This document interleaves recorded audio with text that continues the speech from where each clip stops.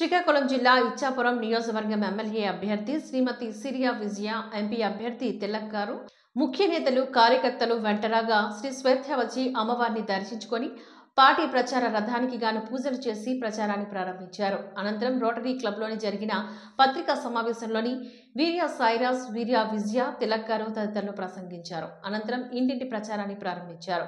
ఈ కార్యక్రమంలోని YSRCP incharge municipal chairperson పిలక Rajalakshmi, doctor Das, మాజీ ఎమ్మెల్యే లల్లు గారు, ఎమ్మెల్సీ నర్తు రామారావు, నర్తు నరేంద్ర, ఎంపీటీసీ, జెడ్పీటీసీలు, ముఖ్య నేతలు తదితరులు పాల్గొన్నారు.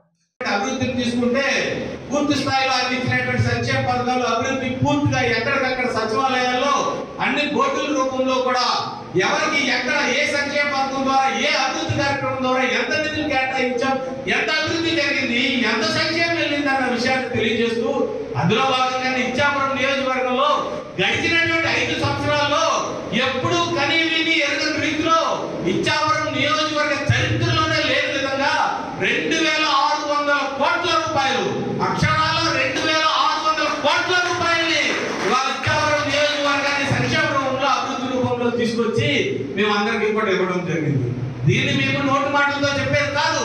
దీని అక్షరాల ఎక్కడికి ఏ సంక్షేమ పథకం కింద, ఏ అభివృద్ధి కార్యక్రమం కింద, ఏ గ్రామానికి ఎంత ఉందన్న విషయాన్ని కూడా మేము పాంప్లెట్ మరి ఆయన పరిపాలించిన 5 సంవత్సరాల్లో అనేక అభివృద్ధి కార్యక్రమాలు, అనేక సంక్షేమాలు ఇస్తూ సుమారు మన 4 మండలాలకి అంటే సోంపేట, కంచిలి, ఇచ్చాపురం మండలం, కట్టి మండలం, అలాగే మున్సిపాలిటీ ఈ అన్నిటి